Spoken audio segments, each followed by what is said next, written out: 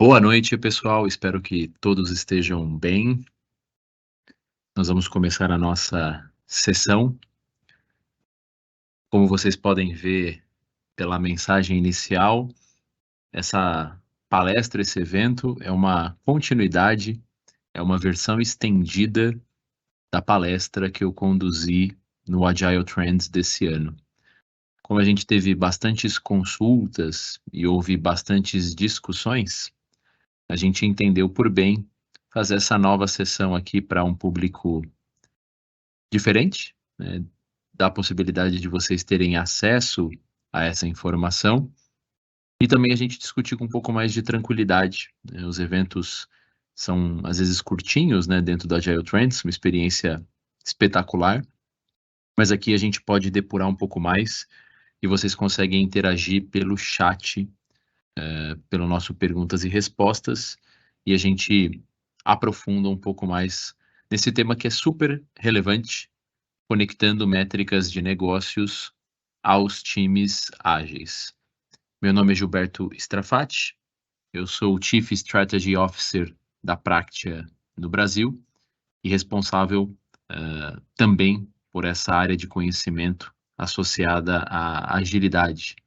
Então, venho trabalhando há bastante tempo, não só como treinador oficial dos cursos de agilidade, mas também implantando programas de agilidade e ajudando equipes ágeis na sua melhoria. E o que a gente vai mostrar aqui, na verdade, são discussões para o nosso dia a dia, né? Práticas que a gente tem conduzido com as nossas equipes de desenvolvimento, e essa abordagem aqui ela é agnóstica, né? Independe se você está rodando o método Kanban, se você está rodando Scrum, Scrumban, ou qualquer derivação dos métodos ágeis, aqui é uma preocupação nossa em garantir que as features, que as histórias se conectem a uma necessidade de negócio, né? Então, a gente vai apresentar aqui uma ferramenta, não chega a ser um framework, que a gente vem utilizando dentro de algumas possíveis abordagens para garantir que o desenvolvimento esteja conectado desde o inception, lá no upstream, até o downstream. E esse é um ponto muito importante, né? A gente percebe que existe uma preocupação muito grande na inception, no upstream, em garantir que a gente esteja construindo o melhor produto e a melhor solução. Mas, eventualmente, quando a gente tem o commit e começa o desenvolvimento, a parte do time que estava na inception não continua para o time de desenvolvimento, inclusive em algumas empresas são feitos por equipes diferentes, né? No nosso caso aqui, quando a gente desenvolve soluções de tecnologia, às vezes é uma equipe de pré-vendas, uma equipe técnica e uma equipe de discovery que faz a construção da solução, e quem coloca a mão no desenvolvimento não necessariamente participou dessas discussões. Então existe uma perda de conhecimento e uma perda da conexão da importância daquele desenvolvimento, daquela solução, para a área de negócios.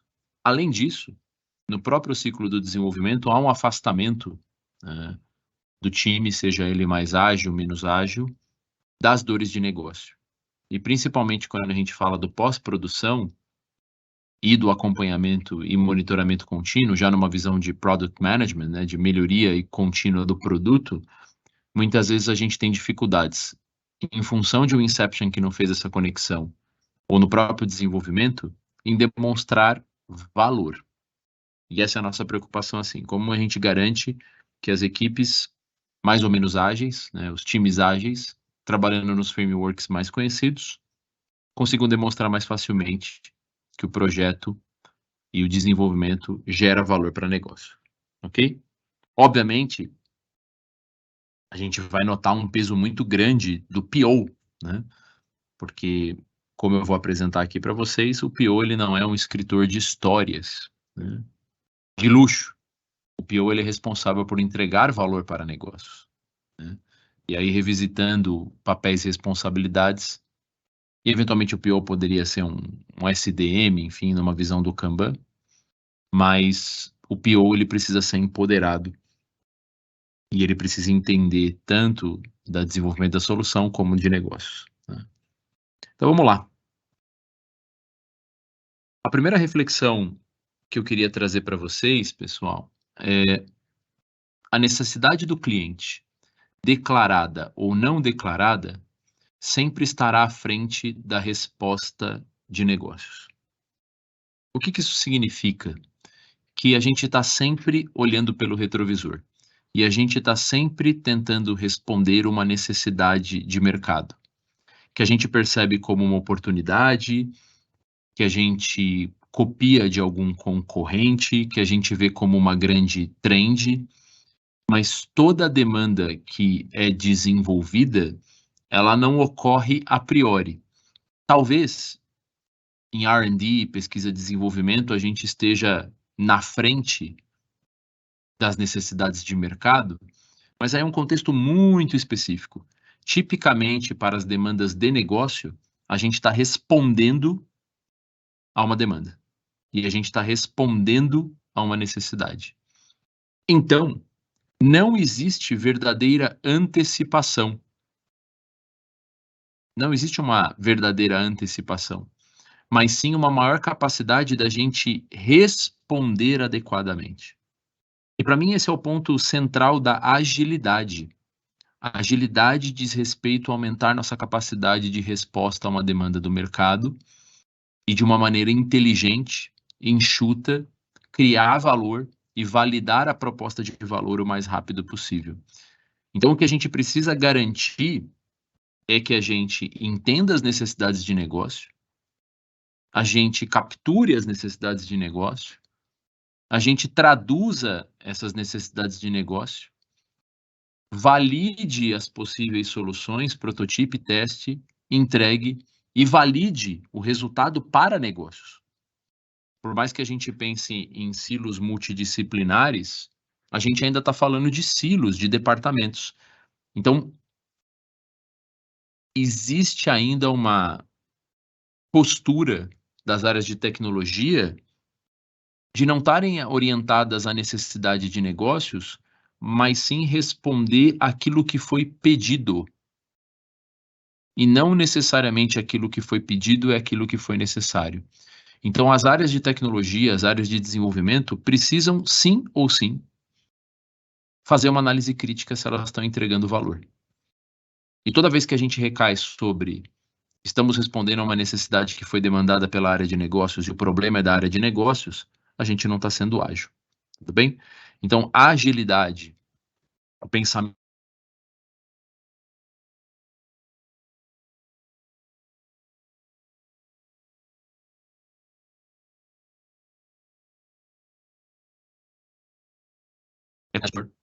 o quanto antes. Quando a gente fala de responder às necessidades de negócio, existem vários possíveis caminhos, né? As empresas elas podem tomar determinadas decisões de como elas se posicionam prioritariamente para responder às demandas de mercado. Basicamente aqui a gente está falando de diferenciação. Como que eu me diferencio, né? Eu posso me diferenciar das mais diferentes formas. Eu gosto de 2 autores, o Tracy e o Wiserman. Eles são autores de um livro que antes era um artigo, A Disciplina dos Líderes de Mercado. E eles colocam que uma empresa ela pode gerar diferenciação por 3 fatores. Ela pode ter o melhor produto, ela pode ter maior grau de intimidade com o cliente e ela pode ter excelência na operação. E vamos detalhar isso um pouquinho, porque não é tão óbvio, né? Ter o melhor produto, na visão destes autores, significa que eu tenho uma solução que apresenta tantos diferenciais que eu consigo precificar e criar um oceano azul de maneira distinta. Então eu posso cobrar 40%, 50%, o dobro dos meus concorrentes, porque dentro do público que eu estou alcançando, na verdade, eu não tenho concorrentes, né? Então aqui a visão de liderança de produto é uma visão de diferenciação e de demanda inelástica, ou seja, eu posso aumentar o meu preço quase que indefinidamente e os meus clientes continuam comprando. Aqui a gente obviamente tem os produtos AAA, a gente tem as grandes marcas, né? A gente tem Ferrari, a gente tem, né, a própria Apple, que é uma grande referência dentro dessa diferenciação, né? O produto junto com o branding criam uma exclusividade que gera uma precificação específica dentro do segmento e da segmentação que foi diferenciada. Tudo bem? Então eu posso responder ao mercado e eu posso me diferenciar no mercado tendo o melhor produto, ok? E obviamente são escolhas, né? Eu abro mão de uma determinada fatia, mas dentro daquela fatia que eu trabalho, eu consigo maximizar a margem, né? Só a título de curiosidade, né? A Apple, ela detém em torno de 30% do market share de venda de celulares, mas tem mais de 50% dos lucros, porque ela consegue precificar muito acima dos seus concorrentes, mesmo tendo uma fatia menor. Ok, podemos focar no desenvolvimento de melhores produtos para gerar diferenciação com segmentação.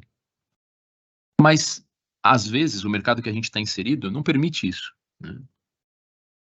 Então, a gente vai para a opção 2. A gente vai para a intimidade com o cliente. O que é Customer Intimacy? Eu vou entender o meu cliente melhor do que ninguém, eu vou entender as suas necessidades, eu tenho puro entendimento da jornada, e mais do que isso, eu consigo ter um nível de atendimento muito próximo e eu consigo individualizar a oferta. Ou seja, eu conheço tanto do meu cliente que eu vou entregar para ele exatamente o que ele precisa, ok? Então, mais do que experiência do cliente, no sentido da jornada, aqui a gente está falando de intimidade com o cliente. Eu entrego para o cliente a solução que ele precisa. Isso está baseado no entendimento das necessidades do cliente e a minha capacidade da minha oferta ser flexível, né? E, obviamente, isso envolve, eventualmente, uma segmentação.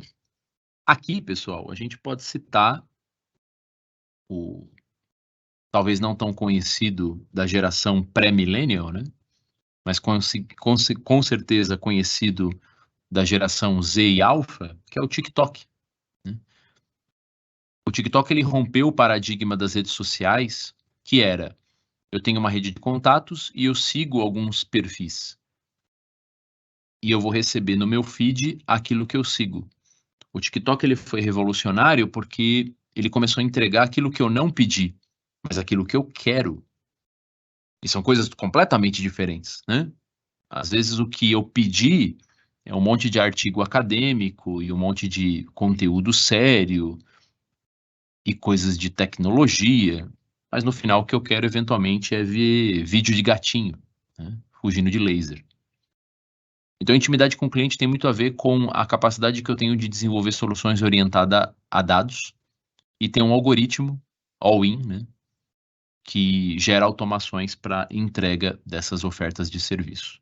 Então, eu posso gerar uma diferenciação, uma maior retenção, uma melhor manutenção da minha base de clientes com a intimidade do cliente. Legal? E o terceiro modelo, imagina que, poxa, Giba, legal, eu não tenho... A minha forma de responder ao mercado não é por melhor produto e não é por intimidade com o cliente. E, obviamente, né, eu estou citando aqui o caso do TikTok, poderia ser uma empresa de produtos físicos, né? E você conseguir desenvolver uma produção mais enxuta com kits específicos e entregar de uma maneira super personalizada a solução, tudo bem? Então, novamente, né, entrega exatamente o que o cliente pediu, da forma que ele pediu, de uma maneira bem direcionada. Não precisa ser software necessariamente, não precisa ser uma rede social. Mas tem a terceira opção, né, que é a excelência na operação. É o bom, bonito e barato, né? Aqui eu estou falando de uma solução que ela é boa o suficiente para o preço que ela tem. Então, na visão geral, eu consigo atender os requisitos mínimos de qualidade, então eu estou dentro do mínimo estabelecido, não é o benchmark, mas eu consigo ter escala e excelência na operação para ser competitivo. Então, aqui tem a ver com competitividade, com escala, com eficiência na resposta. Vou dar um exemplo.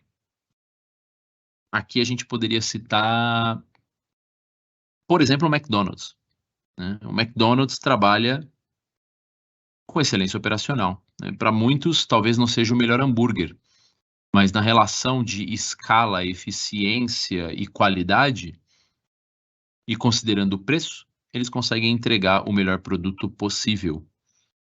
Isso é muito interessante, né? Talvez a maior rede de fast foods do planeta não tenha o melhor hambúrguer.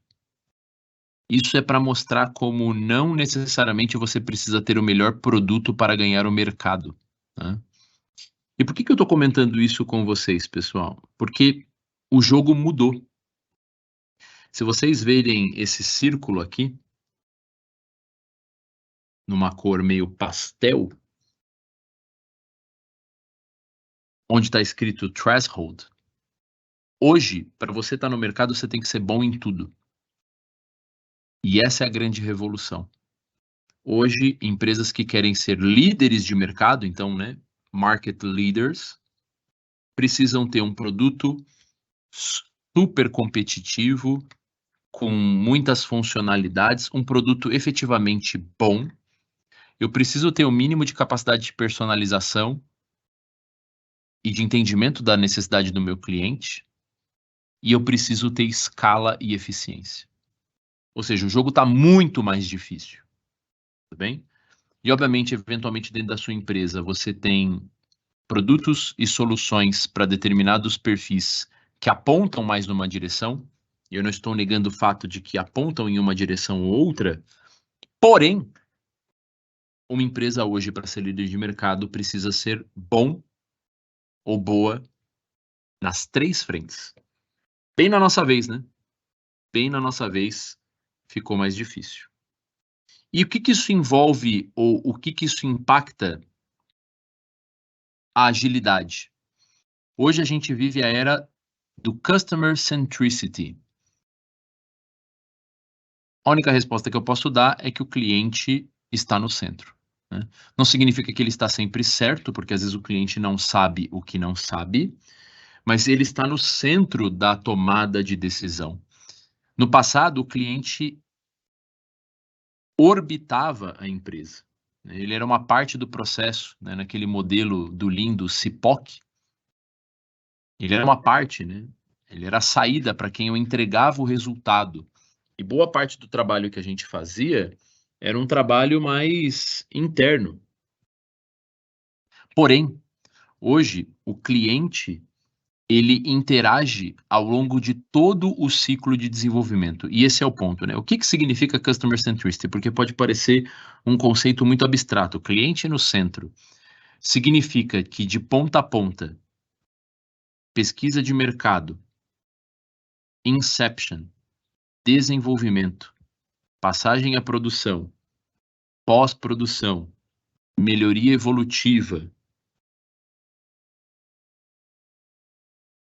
o cliente está sempre tendo interações. Diferentes tipos de interações, mas a gente está capturando a percepção do cliente o tempo todo. Seja na vida de uso do produto e da solução, seja durante o ciclo de desenvolvimento. Então, quando a gente usa técnicas de Inception e Design Thinking para entender melhor a solução, eu estou capturando dados do cliente. Quando eu estou prototipando e testando e criando MVPs, eu estou validando com o cliente ou com arquétipos de cliente na formato de personas. E quando eu estou em pós-produção gerando melhoria e capturando bugs para gerar a melhoria evolutiva da solução, eu também estou conversando com o cliente. E mais do que isso, quando eu tenho a decisão de descontinuar uma solução ou de fazer um upgrade para uma nova versão, eu estou olhando dados do uso do cliente. Retenção, uso, tempo de tela. Ou seja, o cliente ele está no centro hoje da gestão de produtos e do desenvolvimento do ciclo de vida das nossas soluções. Tudo bem? E mais do que um objetivo, isso é um fato. Ou seja, não é que a empresa precisa ir nessa direção. Se você não está indo nessa direção, possivelmente você está ficando para trás. E isso afeta aquilo que a gente comentou. Qual é a nossa capacidade de responder às necessidades? O quanto que efetivamente a gente é ágil e a gente consegue capturar e traduzir o valor de negócios para as equipes de desenvolvimento e como que a gente consegue demonstrar que a gente está entregando valor continuamente. Repito, como que a gente garante que a gente está entregando valor continuamente. Legal? Então, mais do que um objetivo, isso aqui é uma condição sine qua non para a gente continuar existindo dentro de um mercado competitivo.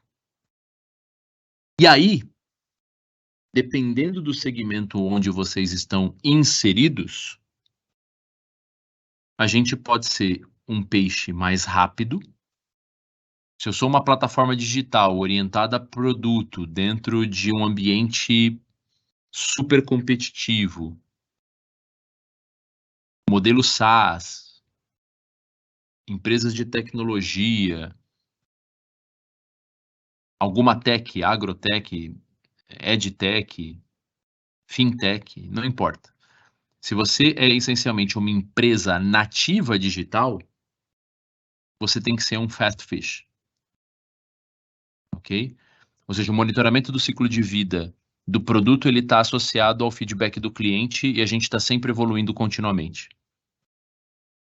E por mais que a gente às vezes tenha a percepção de que a empresa está na frente da necessidade do cliente, na verdade o que a empresa está fazendo é olhando outros mercados onde outros concorrentes estão respondendo adequadamente aquelas mudanças e eventualmente a gente copia soluções.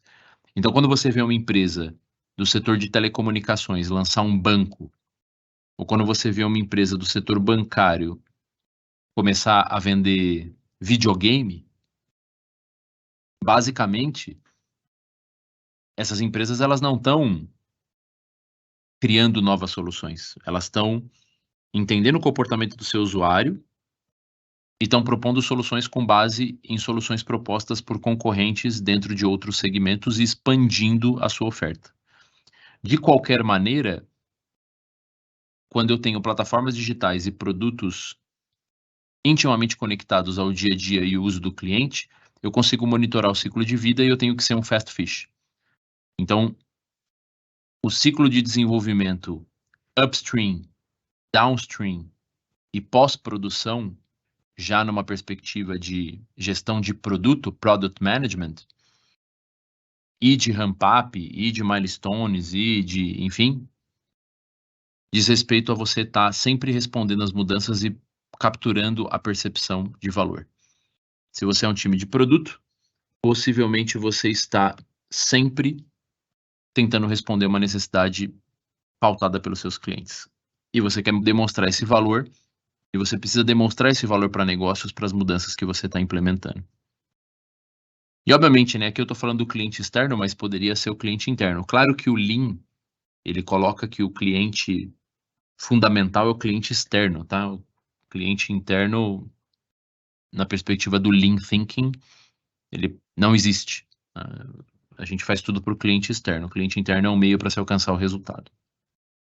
Agora, se você é uma empresa dentro de um segmento onde é possível ter mais inércia, onde você não tem um produto totalmente digital, onde você não está atendendo para um oceano vermelho, você está num cenário de mais previsibilidade, um cenário mais analógico, possivelmente você vai poder ser um slow fish, um peixinho um pouquinho mais lento, né? Mas mesmo assim, o peixinho lento de hoje é 10, 100, 1000 vezes mais rápido do que o peixinho de 10 anos atrás. Então, por mais que as empresas trabalhem em cenários de maior previsibilidade, ou até mesmo, né, uma empresa que está desenvolvendo uma solução dentro de uma funcionalidade mais previsível, a gente está tendo que ter mais feedback, retroalimentação e melhoria contínua. Tudo bem? Então, é muito importante a gente entender esses 3 elementos. As empresas se diferenciam por alguns fatores. Cada vez mais as empresas estão se diferenciando por tudo, por serem boas em tudo. O cliente ele está no centro e a gente está capturando informações do cliente cada vez mais o tempo todo. E isso aumenta a demanda por respostas ágeis, porque na verdade a gente não antecipa nada. A questão é o quanto que a gente responde rapidamente. E para mim aqui é um ponto importante, pessoal. Agilidade não é sobre responder uma mudança de cenário, é responder sobre o feedback do cliente no uso da solução. Porque parece que a gente está respondendo à mudança no sentido de estar testando e prototipando e validando um MVP. Aqui eu estou falando de produto em produção. Então eu estou respondendo ao feedback do cliente. Não adianta eu lutar contra a usabilidade. Não adianta eu lutar contra o feedback do cliente. Então sim, a gente hoje é mais orientado a resultado. Tudo bem?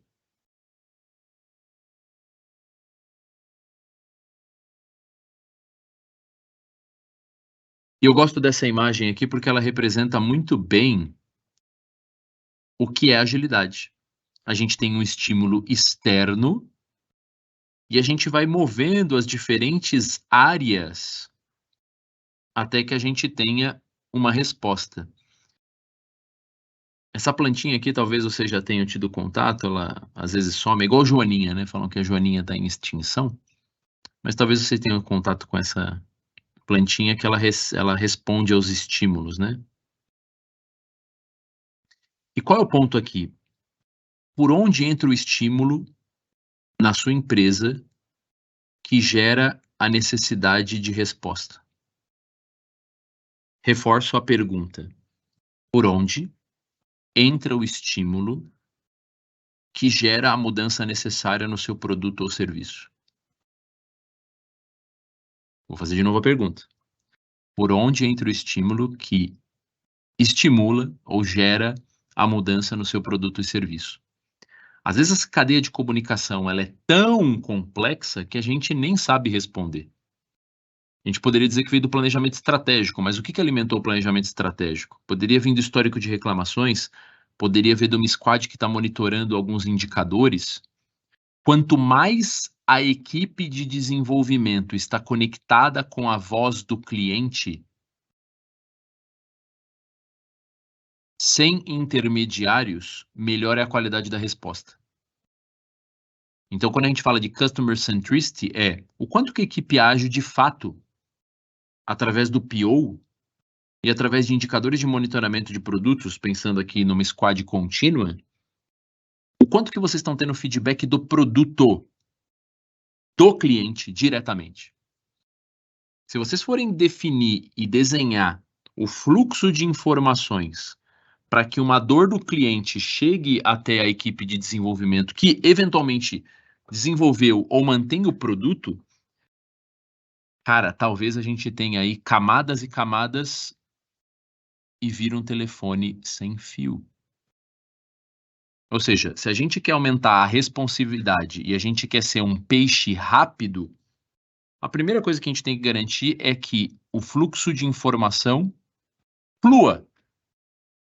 Pode parecer um pleonasmo, né? O fluxo de informação flua é porque tem fluxo que não flui, né? E aí a gente precisa garantir, e o primeiro ponto importante, como que a equipe de desenvolvimento hoje, a partir do PO ou independente do PO, consegue monitorar o ciclo de vida do cliente e ter feedback contínuo da solução. E aí são indicadores de usabilidade. São feedbacks do cliente, diretos ou indiretos, ao longo de todo o ciclo de vida, que vão alimentar a melhoria do desenvolvimento. Mas aí piora. Quem disse que a solução que a gente desenvolveu, partindo que há filtros, ou você reduziu esses filtros, funcionou? Entenderam o ponto? Existe primeiro o fluxo de informação que entra. E aí você já tem uma série de filtros que talvez faça com que aquilo que você vai desenvolver como a primeira, próxima melhor ação, aquilo que é prioridade dentro da evolução do seu produto ou serviço, você já tem um monte de filtros e talvez você nem saiba de fato por que aquilo é importante. Mas estabelecendo que aquilo é prioritário, quando você desenvolve, como que é o feedback? Como que você garante que a solução que foi desenvolvida criou o valor necessário para melhorar aquele indicador que a priori estimulou aquela necessidade? Se eu estou fazendo uma melhoria para reduzir churn, qual o indicador que direciona essa solução? Churn, legal. Da onde veio essa informação e como que eu valido se eu conseguir reduzir o churn? A medida primária de sucesso de uma feature que tem o objetivo de melhorar churn não é o burn down chart, não é o tempo de desenvolvimento, não é o lead time somente.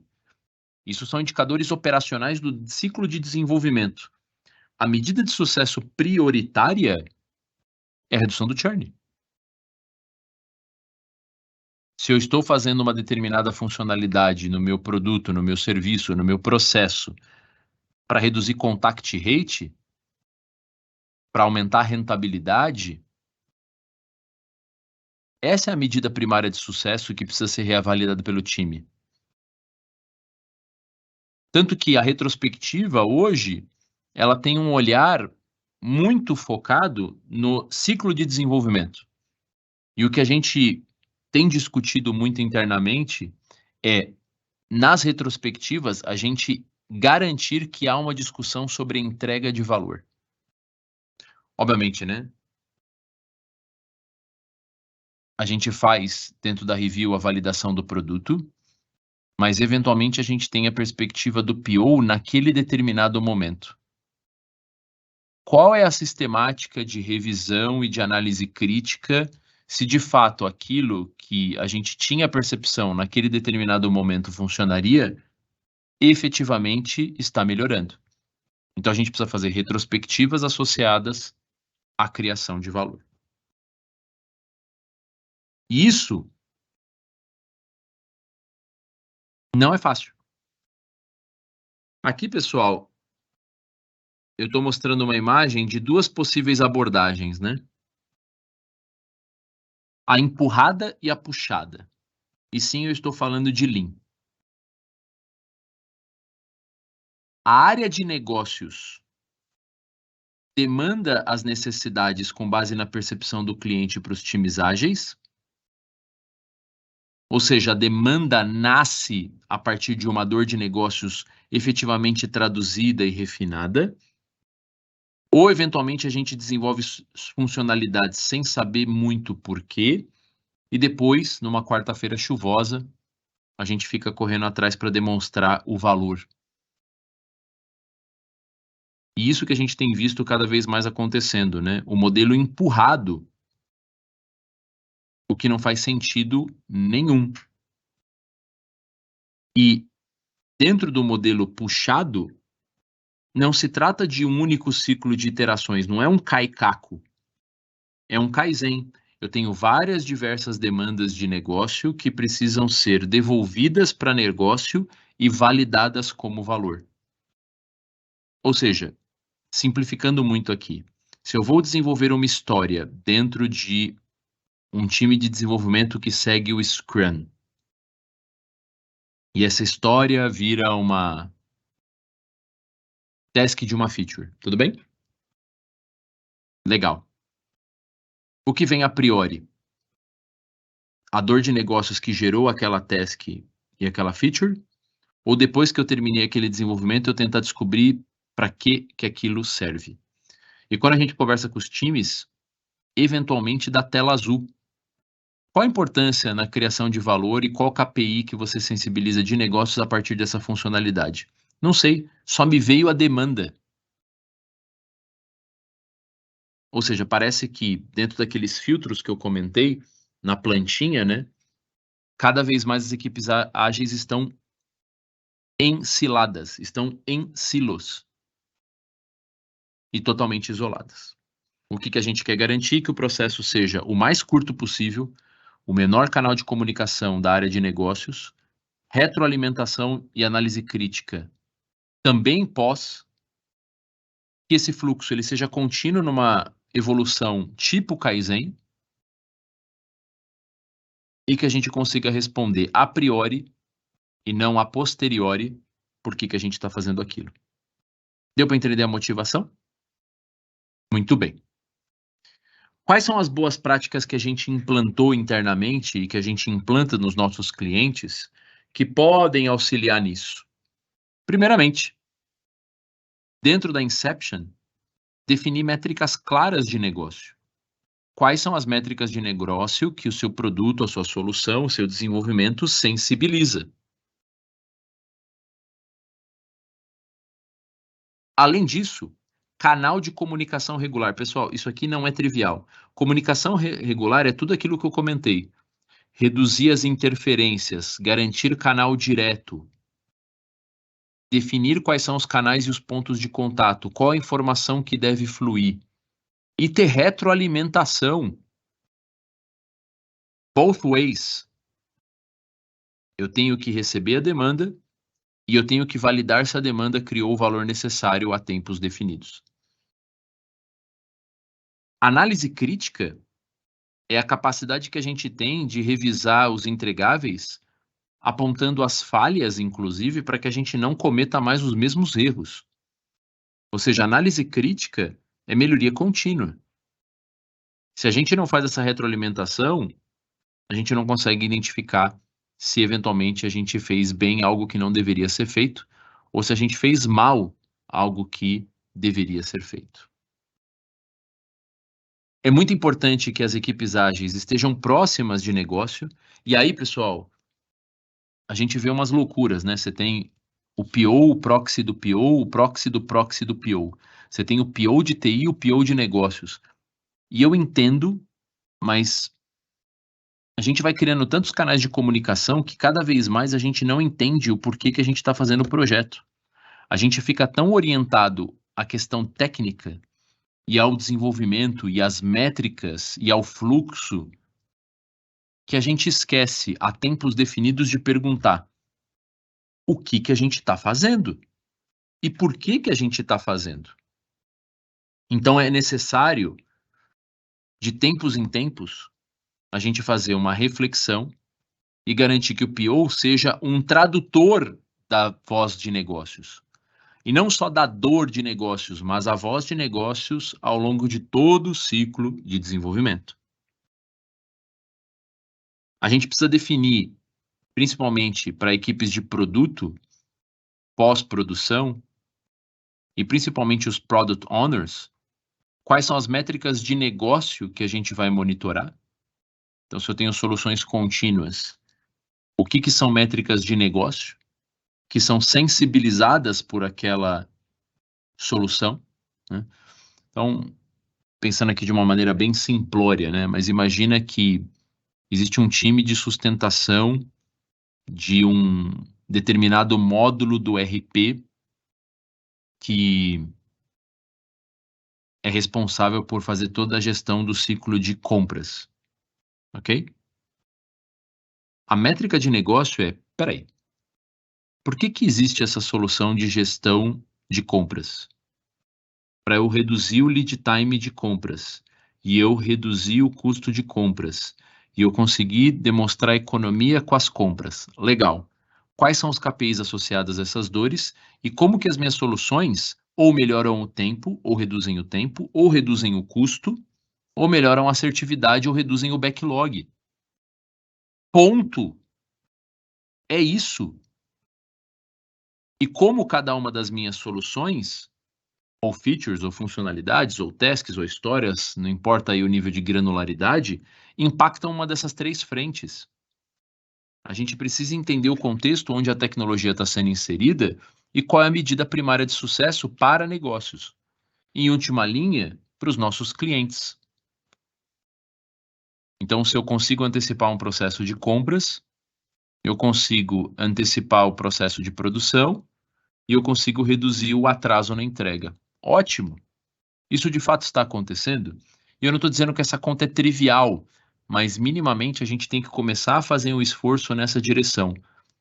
A agilidade se tornou muito metodocrata, muito orientada à técnica do desenvolvimento, e isso é legítimo.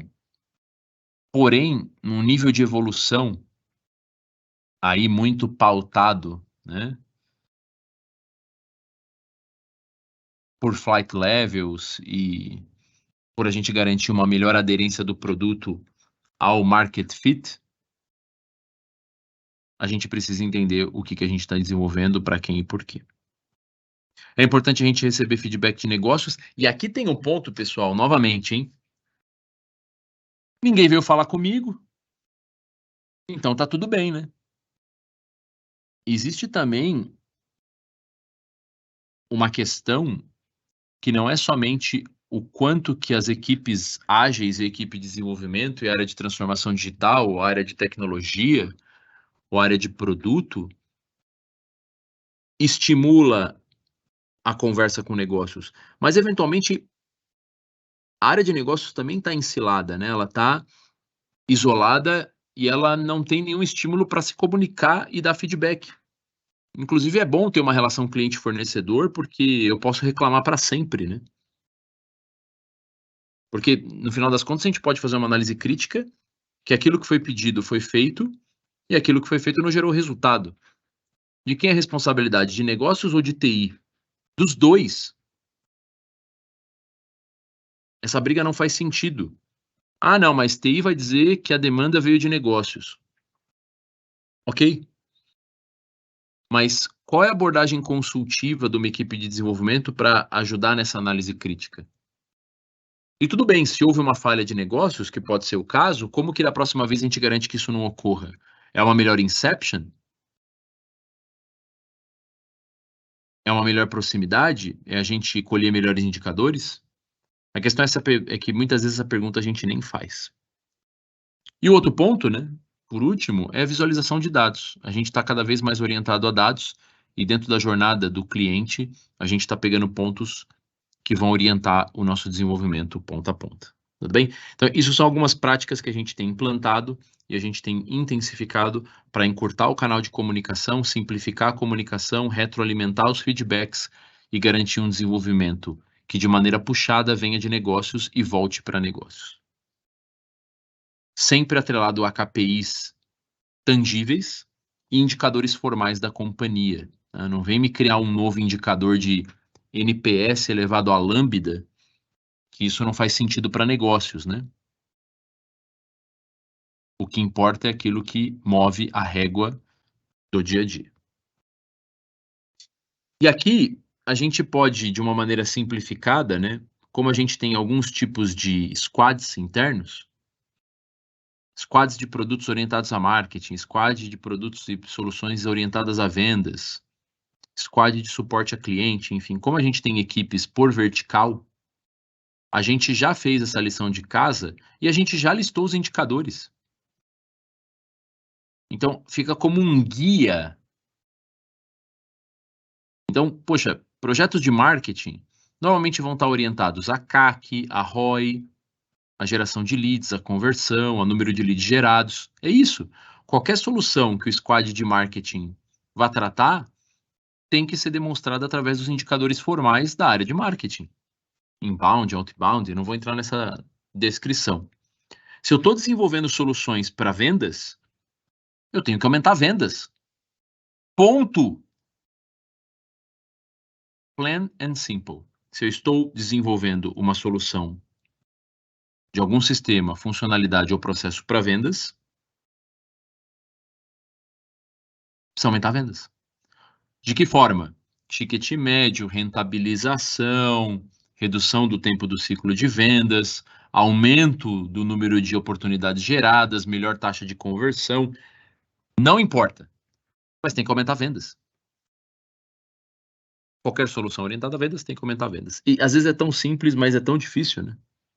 O quanto que essa solução se conecta a. E eu não vou passar todas as outras, tá? Depois a gente vai deixar um link para compartilhar o material com vocês. Mas a gente listou e a gente sugere fortemente que vocês o façam, tudo bem? Quais são os indicadores de negócio associados à área ou desenvolvimento, à solução que vocês estão trabalhando, tudo bem? E aqui no caso específico a gente tem squads por vertical, porque a gente entende que gera um maior grau de apropriação, a gente entende que esse não é o caso de cada uma das empresas que aqui estão, tudo bem? E novamente, a gente apoia, aqui eu estou mostrando o que a gente faz dentro de casa, né? Mas a gente apoia as empresas a implantar esse modelo. E existem várias técnicas para você garantir que os desenvolvimentos estão mais conectados às dores de negócio. Você pode fazer um sistema de pontuação, que é o que eu vou mostrar aqui com mais detalhes. Cada feature ou cada história tem um grau de correlação com o indicador de negócios. Eu posso fazer uma simples análise custo-benefício ao KPI, uma vez ele definido. Eu posso fazer uma análise de risco e oportunidade e, eventualmente, eu posso fazer uma análise de ROI. Na nossa visão, a gente fez uma pesquisa exploratória dos métodos mais conhecidos. Para a gente entendeu que dentro do ciclo de desenvolvimento, o mais conveniente era a pontuação de valor de negócio. O que não significa que, eventualmente, a gente não utiliza os demais. Tudo bem? Tranquilo? Muito bom. Então, vamos detalhar esse primeirinho, que é pontuação de valor de negócios, porque aqui está o pulo do gato, né? A gente desenvolveu um modelo de pontuação de 1 a 10 que os times conseguem utilizar na segunda-feira. Então, eu consigo pegar o backlog, obviamente depende da granularidade, né? Você está falando de épico, história, feature, task, enfim. Mas você consegue pegar cada uma das features, simplificando, e você consegue fazer uma pontuação de 1 a 10 e uma escala em termos de impacto em negócios.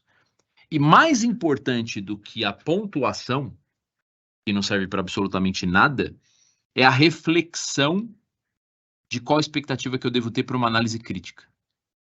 Repito, a pontuação não significa nada. O que você faz com a pontuação é o que é importante numa análise crítica e num desdobramento de resultados e num ciclo de melhoria contínua. Olha que bacana a tabelinha, pessoal. O que a gente montou aqui?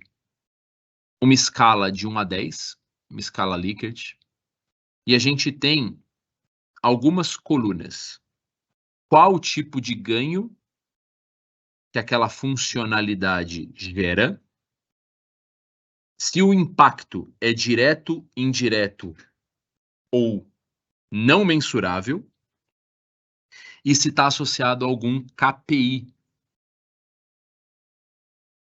E mais do que isso, eu posso ter melhorias de um produto que não geram melhorias intrínsecas.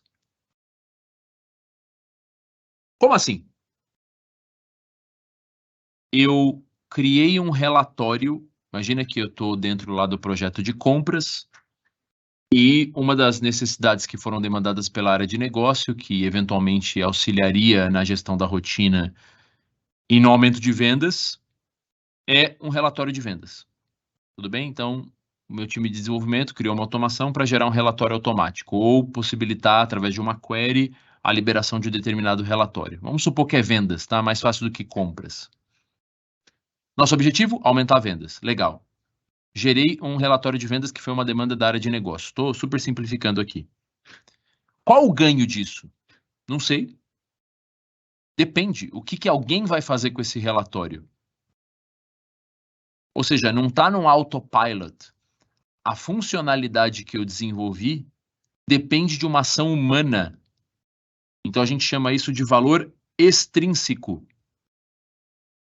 Tudo bem? Ela não cria valor no dia 1, ela depende de uma ação operacional tipicamente manual. E isso é denotado pela última coluna ali, grau de autonomia para o resultado. Então vamos lá.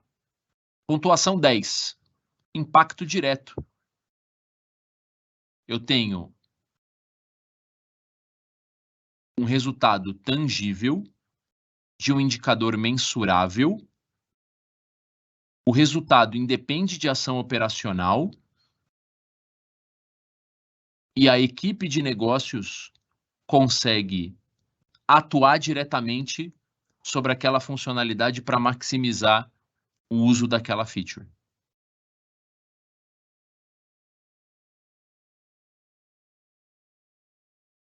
9, a mesma coisa. Só que o indicador que a gente está sensibilizando não é um KPI crítico.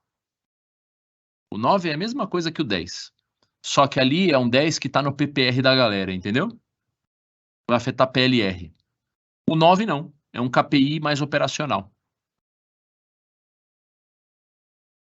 O 8,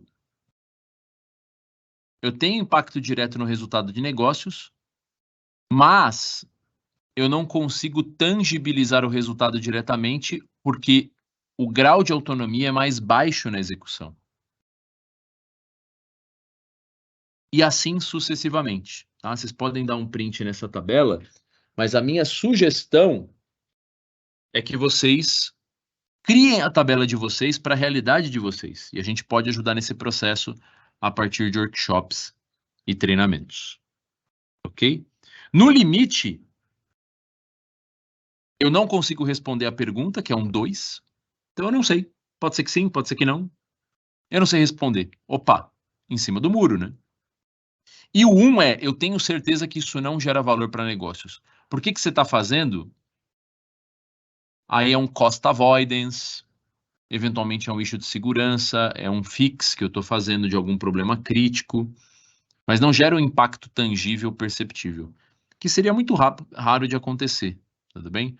Porque mesmo que você tenha aí um custo de oportunidade, você está gerando algum resultado para negócios. E vamos tangibilizar, a gente está chegando aqui na reta final. Eu vou pegar 3 funcionalidades aqui, tudo bem? Vou pegar aqui a descrição no modelinho de história. Peguei de projetos aqui nossos. E olha que interessante, nos 3 casos, eu estou falando de um relatório de vendas. Então, as 3 funcionalidades, no formato de história, são relatório de vendas. No primeiro caso, à esquerda, é um relatório de vendas estratificado por região. Nordeste, Sul, Cidade A, Cidade B. Então, a área de negócios quer ver o relatório de vendas do mês por região.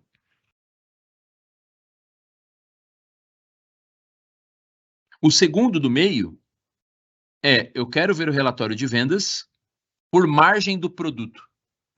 Então, eu tenho produtos que têm mais margem, produtos que têm menos margem. Então, me dê a distribuição de produtos por SKU, pelo produto com maior margem e o produto com menor margem. Ok? E o 3, à direita, é, eu quero o relatório de vendas por vendedor. Por vendedor.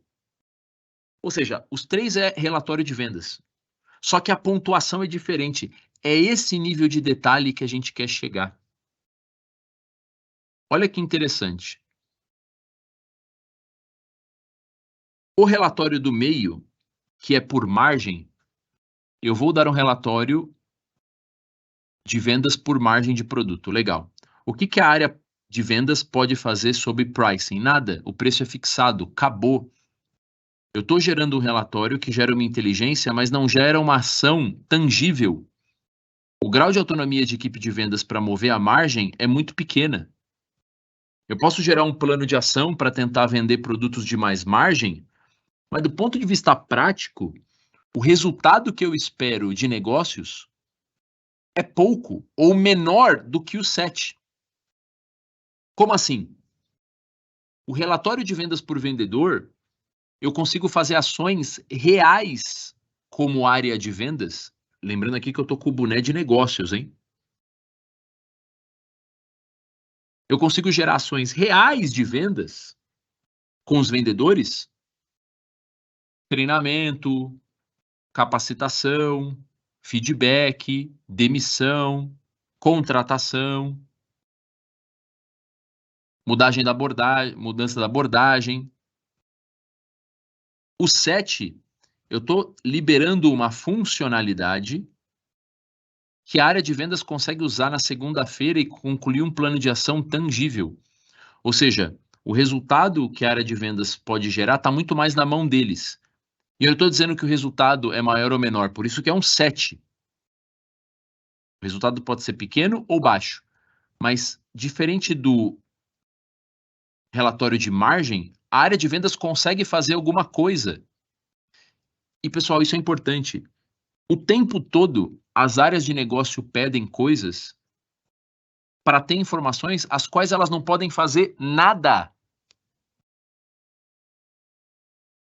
O que você vai fazer com isso? Nada. Então é mais importante algo que você faça algo. Então é muito importante entender, na perspectiva da área de negócios, qual o grau de autonomia que eles têm para gerar valor extrínseco a partir do valor intrínseco. Principalmente quando a gente está falando de relatórios, dados, enfim. Principalmente dados e relatórios, é mais importante o que a gente faz do que o que a gente vê. Ou é o que a gente faz com base no que a gente vê, e aí depende do grau de autonomia. Ou seja, qual é a nossa proposta? Encurtar canais de comunicação, garantir que o sistema seja puxado, garantir maior protagonismo do PO, garantir retroalimentação e nutrição do fluxo de informação ao longo de todo o ciclo de desenvolvimento, delimitar claramente os KPIs que sensibilizam aquela solução a priori desde a inception, se possível, garantir que o time de negócio esteja próximo da voz do cliente o mais próximo possível, reforçando. E toda vez que a gente fizer um estudo de funcionalidades, features, histórias, dentro do processo de priorização ou de refinamento, que o PO junto com os desenvolvedores façam essa reflexão. E a gente consegue ter essa marcação do impacto para negócios. Peraí, por que você fez isso? Qual o impacto para negócios? Vai na tabelinha e lê. Por isso que a nossa proposta é que vocês se apropriem dessa tabela e podem contar com a nossa ajuda para conduzir isso juntos, mas adaptem para a realidade de vocês. A gente pode colocar isso aqui com meta, com nível de impacto. Aqui dá para trabalhar muito mais, né? Ou seja, para tornar de fato a análise de cada uma das histórias muito mais tangível. E aí, de fato, se a gente conseguir fazer isso, a gente vai trabalhar muito mais próximo daquela plantinha, respondendo aos negócios, colocando o cliente no centro e apontando como uma empresa líder dentro do seu segmento. Eu vou deixar aqui os meus contatos do LinkedIn, o meu e-mail. Quem quiser receber essa apresentação, me manda um e-mail, tudo bem? Então, o meu e-mail está aí na tela, ok? O QR Code, você vai se conectar comigo lá no LinkedIn e a gente vai trocar figurinhas. E contem com o apoio da Practia para apoiar as empresas nessa jornada de transformação digital e de agilidade, mas principalmente qual o nosso DNA? Resolver problema de negócios e garantir que as áreas de tecnologia estejam orientadas a negócios e que as áreas de negócio também estejam mais conectadas às áreas de tecnologia, porque a gente sabe que boa parte dos problemas que existem é na interface. Negócios dentro de casa está feliz, TI dentro de casa está feliz. O problema é a interface entre essas áreas, que às vezes tem expectativas que não estão totalmente alinhadas. Tudo bem? Então, deixo os meus contatos, mandem um e-mail para receber essa apresentação e eu vou agora para as perguntas.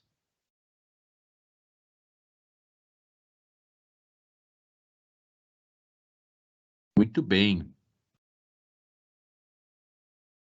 Algumas perguntas aqui, pessoal. Tá como anônimo, mas eu vou fazer a leitura, né?